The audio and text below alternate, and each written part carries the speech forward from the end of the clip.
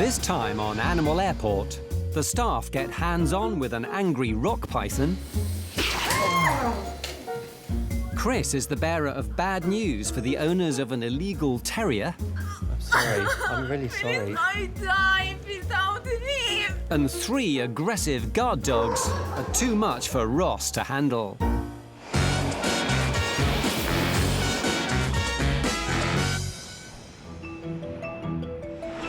London Heathrow, one of the world's busiest airports. Every year, 500,000 flights arrive and depart, carrying 70 million human passengers and 40 million animals and fish. And while humans report to passport control, the animals head to the Animal Reception Centre, known as the Ark. Many of the animals arriving at Heathrow are people's pets. But the Ark also deals with shipments of animals destined for the pet trade. This morning, 4 boxes of reptiles have arrived. Well, we've got a reptile shipment here from a breeder in Canada to another breeder in the UK. Every consignment arriving at the Ark has to be checked to ensure the health of the animals. Stuart's been here for 19 years, and in that time has handled most reptiles. We probably get, numbers have dropped slightly, but probably around 300,000 reptiles a year. I mean, we used to get nearly 500,000. I mean, these are supposedly, what it says on the invoice is royal pythons. They're not venomous or anything. They can bite. It's like a lot of little needles going into you, just tend to bleed a lot. Even with all his years of experience, he can still get it wrong. I've been bitten loads of times by snakes. Getting bitten is probably not part of the job, but the more snakes you handle, the more chance you've got of getting bitten. Snakes are unpredictable and can only be handled by experienced staff. This shipment contains royal pythons, specially bred to create unusual colours. So it's a nice colour morph. That's about $3,000 worth. We've had some that are worth 100 grand in before. I know people have mortgaged their houses to start, breeding these sort of things. No problems here for Stuart, but things could have been a lot trickier. Learning to handle snakes is one of the lessons he has to teach all the Ark staff. A year ago, this rock python was brought to the Ark because its owner couldn't cope with its fiery temperament. The Ark has become its permanent residence, and the rock python is now used by Stuart to train the team how to deal with dangerous snakes. Most of the staff don't like to touch her. She's proper nasty. I try to avoid it unless absolutely necessary. So this is a good one to have because it is that bad to train people on nasty snakes. There's no good training them on friendly, ones that are used to being handled. So we start at the worst. The rock python is, how can I put it, stressed, evil, doesn't like being handled, picked up, touched, moved, breathed on, looked at, pretty much. Today, Stuart will be teaching 2 Ark staff members how to handle the rock python without getting bitten. Are you being serious? I'm not touching the rock. You're not doing the rock. I'm not touching the rock. I'm just going to get that out there. But who will be the lucky pair? Animal health officers Will and Tara are on their way to deal with an unusual problem. We just had a call from Virgin saying they've got an owl stuck in the galley of a plane, which is a first I've heard since being here. So myself and Tara are just going to head out and just try and get it. Poor little thing must be scared. Will is one of the newest members of staff at the Ark and is still excited by the wide variety of challenges the job can throw at him. I love little things like this. It's a bit different to your bread and butter cats and dogs. Right, 363 should be... It's going to be this one, isn't it? That'll be fun. I assume someone on this flight knows that they're going to be expecting us. The plane has recently arrived from Mumbai. It's not clear whether the owl has flown on board since it landed or is a stowaway from India. walked on, staff took us down to the back of the plane, and he's in one of the lockers, and all you could see was just a wing hanging down. You could probably imagine all the noises in the plane have just freaked him out. Tara managed to grab him and put him in the box. It looks like a barn owl to me. If it's a native one, we'll see whether we can release it or not, or whether it has to serve quarantine, or unfortunately might have to be put down. Barn owls are common throughout the world, including India, where this flight came from. So the bird could have come from there. I'm no expert on owls at all, and this job is just a learning curve, so I'm looking at barn owls. It's the most widely distributed species of owl, and one of the most widespread of all birds. The team needs to keep disease out of the country. They can't run the risk of releasing this owl unless they're absolutely certain it's from the UK. Flights arrive at Heathrow from almost 200 different destinations, and animals come to the Ark from every corner of the globe. In the kennels, Chris is dealing with a Terrier Cross How you doing, mate? that's just arrived on a long-haul flight. This is Marley. He's just come from Iran, so it's quite a long flight for him. He's shivering a bit at the moment. That's down to two reasons. First one, he's probably a bit scared and nervous, and secondly, he's come from Iran, which is quite a hot country. But we have this lovely big radiator which is on. We've given him a few blankets there as well, so he should warm up fairly soon. So I'm just going to chip breed him now. There we go. A dog's microchip carries a unique identity number, which should tally up with the dog's medical records and vaccination history. It's down to the Ark to decide if Marley's paperwork is sufficient to let him into the country. Marley came on an unapproved pet airline. Unapproved airlines shouldn't be carrying any animals into the UK. Chris could turn Marley away right now, but he always has the animal's best interests at heart and will do everything he can to reunite Marley with his owners. We kind of do a bit of detective work, so we look through all the paperwork and hopefully it meets pet compliance standards with the information that we have, and then we'll be able to issue a pet passport. If all Marley's paperwork is perfect, he stands a chance of being cleared. 30 days after a rabies shot has been given, a blood sample is taken, and that is taken to an approved lab to get tested for its antibodies for rabies. So you can see on this, it is absolutely fine. Marley's rabies jabs seem to be okay. I'm just going to make sure that this lab here is an approved lab as well to test for rabies. Rabies is so virulent that keeping the UK disease-free requires rigid legislation. Vaccinations and blood tests for foreign dogs must be done at an approved laboratory. I have looked on the website and I couldn't find any authorised labs in Iran to test rabies. Marley's luck has just run out. Chris has done his best, but Marley's rabies paperwork doesn't check out. He can't come in. I've got the joyful job of telling the owners, which is going to be heartbreaking for them. But these procedures are in place so we don't get any rabies in this country. It's not a nice job, but unfortunately, you know, this is what we have to do to protect our borders. Will is arriving back with his stowaway owl. So what was it then, Luke? It was in the rear galley, right at the back of the plane, in one of the small little cupboards where they store everything, just literally right up in the corner there, and all you could see was just a wing hanging down. So luckily he was contained pretty much, so Torres had to grab him. And Someone smuggled it in. Well, apparently he was in one of the overhead lockers. Tell you what you get is that they smuggle it in and then panic before they land and ditch it. How's it going to get on there any other way?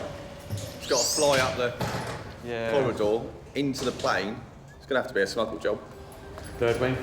Yeah. If Will can locate a microchip, the team will be one step closer to unravelling the mystery. If he's owned by anyone, they normally have the rings or the Jessies, but it doesn't look like he has either of them, so microchip's the only other way we could possibly identify where he's come from. But I don't think he's going to have one, but we've got to try. Try now? Doesn't look like he has one then. There's no microchip, so there's no history for the owl. It will either be quarantined or put down. There you go. I suspect it's going to be put down personally, but it's not my call, so we'll see what happens with him. Government vets will decide the owl's fate. I'm not 100% sure. Everyone seems to think it was smuggled. It's got no jesses, it's got no ring, and we also tried to microchip it, and there was no microchip, so it looks like it was either a stowaway or it was a failed smuggle. Laws on arriving animals are strict. There's a real danger of introducing disease to the UK. OK, so it's going to be tested, it's not going to be put down. No worries, that's good news. We were worried about that. Thank you, bye. Tara, the rescuer, the owl rescue team. You can see how he does. But it'd be nice to see him rehomed.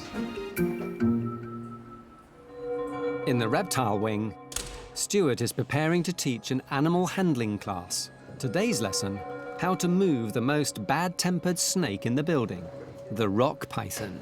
She will strike at anything. Anything that will move outside her viv, she'll strike at the glass, you know, trying to get hold of you. She'll strike at anyone that moves if you've got her in the corridor. She's just not a nice girl, really. Also, generally when they bite, they'll wrap themselves around you. So that's why you need the second person in to, you know, to unravel him. Handling a rock python nearly 3 meters long is a two-person job. The lucky pupils, Will and Tara. A lot of these guys haven't had a chance to handle the rock python yet, so we're just doing a bit of animal handling because, you know, they have to clean it out daily. It can't just be left for the few people who can. And Will and Tara are up for the challenge. First job, get the python out of its vivarium and into the hallway. You've got to be on the ball when you're getting him out. That is 100% the most difficult bit, because you've got all the obstacles, and if you let go of him, he's going to get into the room, getting curled round the legs of the trolley, going with the snapping tails. It could all be a mass disaster. Stuart's pupils aren't looking forward to this lesson one bit. I'm nervous, if I'm honest. I've seen what he's capable of. So you really don't want to do it? Well, there you go then, so don't worry about it. What you do is you'd use the glass as like a protection for yourself, because he'll end up trying to strike at you and stuff. And the main objective is to get his tail and drag him out. And literally all he does, he wants to go in the bin. That's all he wants to. Yeah, he strikes at the bin. But Tara's unprepared for this snake's repellent response, defecation. So you can bend him round that way or bend his tail round this way. And then... It's like... The foul-smelling liquid has made the python slippery. Got it? Tara can't hold on. She's forced to let it loose.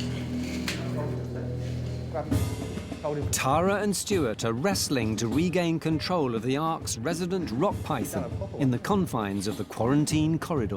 All right, let him go. Don't want you going back in there. Managing a snake this angry and this slippery is tricky, even for Stuart. I can't grip him. God, he's proper. Right, do you want to move the bin, Will? Tara's lesson will have to wait. When I say you lift the bin up. Lift it up and Yep. throw the lid on. Yeah, you grab the handle, lift it up. Yep. I'm covered. The python is safely in the bin, but isn't calming down. And now, it's Will's turn. You have to do it quickly now because you always try and go back in. Yeah, I'm not too happy with you either, mate. Oh, first mistake. Getting a bit too close for it, Will, so if it comes back. The rock python is Africa's largest snake. They kill animals such as warthogs and antelopes, and on rare occasions, humans. Just remember, the more you panic and flick out your legs, the more chance you get bitten. That's it, you can lift it up now. You've got to lift the tail up, that's it.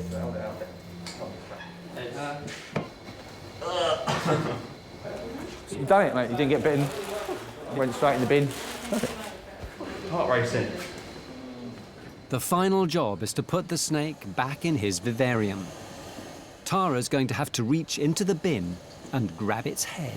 The idea is to lift him up straight away, and then your wingman has got to be there to unravel it, because once it wraps round, it could pull your hand off, and then he can bite you.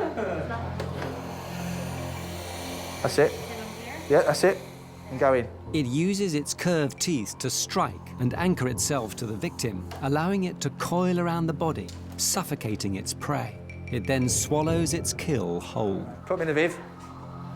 Tail man goes in first. Then you'll use the glass as a protector, so you really need to sort of throw him in when you're ready. No, I'm in trouble. Yeah, so that's... Just grab his tail, that's all you need to do. But the writhing snake is starting to coil dangerously around Tara's hands. You all right? Keep hold of it at the moment. I'm worried I'm going to hurt him. No, you're not going to hurt him. Yeah, positive, he's all muscle. He's got more muscle than you have. Hang on, no, he's right in my hand. Oh, mine comes across. Once again, Stuart is forced to step in. Oh, I love. Wait, here you go. All right, see? Right, there you go. There you go. All right. Yeah, that way. Sorry, Tara, I was twisting your hands. Ouch. Really crushed my hand. This is still down to practice. If I was with Chris, I would just go, Chris, you do the head. You're like that, just change over hands, and then you change the position. Okay. All right? So I just took over. A few more lessons may be required before Tara and Will can go it alone with the rock python. ARC staff receive training to handle all sorts of animals, including dangerous dogs. This evening, 3 highly trained and aggressive protection dogs have arrived from America. Supervisor Ross is taking charge. Ross has been working with animals for more than half his life, and his experience and training will help him here. So we'll grab this just to be on the safe side. These dogs have been trained to react viciously to people they don't know, and their handler, David, is concerned about ARC staff getting too close. The dogs wouldn't react well to a new person coming into their space. They're trained to read situations more than be aggressive. They need to foresee a threat as opposed to react on their own, and that's a slow process and it takes time. Ross doesn't want to lose any fingers or worse. So David handles the dogs while Ross reads their microchips. If the handler's quite adamant that the dog's more aggressive than normal, there's no point us risking ourselves if we don't have to, but at the same time, we still have to enforce the relevant pets legislation, which is why we're doing it. Anyone in particular first? The one in the white kennel. The one in the white kennel first, all right. David hasn't seen them since they left Florida. First out, German Shepherd Amos. We're going to take a break. Who's a pretty boy? Who's a pretty boy, Amos? Dogs respond better to higher pitches of voice, which is why David increases his. What is it? Ross is keeping his distance. There we go, Sean, got the first one. 1 down, 2 to go. Next, the other German Shepherd, Chiringo.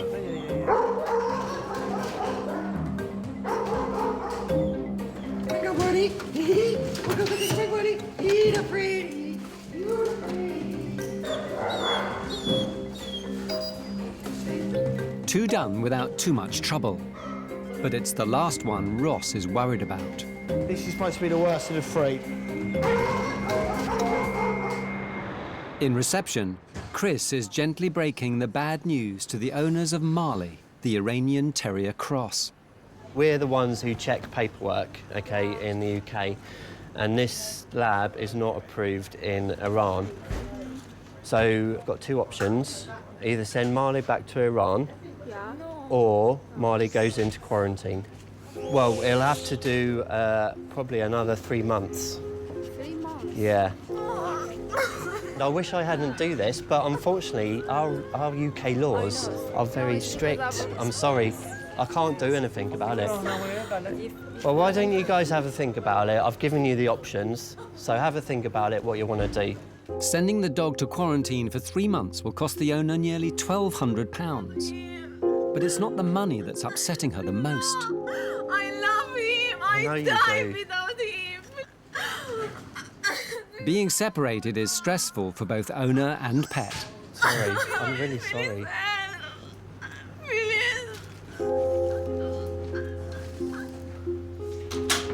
Wow, that's pretty intense. It sounds like that, A, they don't have any money for the dog to go into quarantine, and B, if they send the dog back, they say that dogs actually get killed in Iran. Whether that's true or not, I'm not sure, but it's obviously a situation where we want to try and avoid. It's hard watching people go through all these emotions and not feel anything, but at the same time, you've got to try and keep it together, because at the end of the day, you're doing your job. The owner has a difficult decision to make. Ross is bracing himself for the final personal protection dog. The Belgian Malinois is a little bit boisterous, to say the least. The breed's a lot more hyper and energetic than the German Shepherds. The dog's called Yoda, and when handler David is near the box, all is well. Where's Daddy, buddy? But when Ross approaches,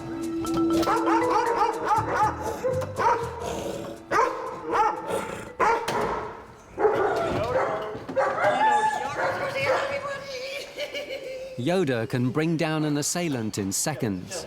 But after just 2 words from David, he's immediately under control.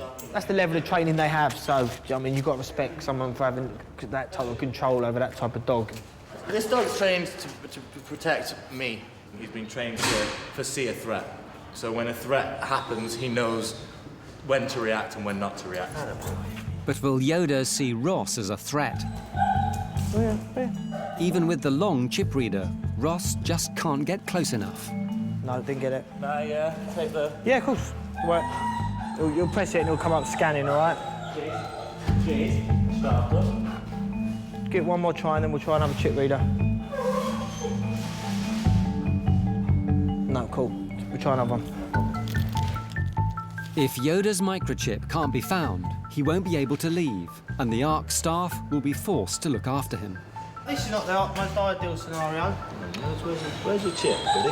Where is it? It was down here last time. The microchip's only a small piece of glass, so they can break, they can malfunction, they can migrate around the body, so... I mean, it's not a microchip. Where? Well, that's that little moment over and done with. Attaboy, Yoda! 3 dogs checked and chips verified. They're all on their way home. I had to scan him on the top of his... Yeah, not like if we hadn't read it, we wouldn't have been able to release it, that's the thing. My heart was racing. That's not nice when that happens. Found it in the long run, yeah. There's a couple of scary moments there. So, but yeah, we're good to go. What? When we couldn't find the microchip, we didn't know what... They weren't the dogs on the paperwork, they could have been any dog. They would have failed the pet travel scheme, so they don't have to go to quarantine for 4 months. A feather sample proved the stowaway owl was native to the UK. It was released into the wild. Good news for Chris, Marley, the Iranian Terrier Cross, completed 3 months quarantine and was reunited with his owners. And as for the rock python, it's as grumpy as ever.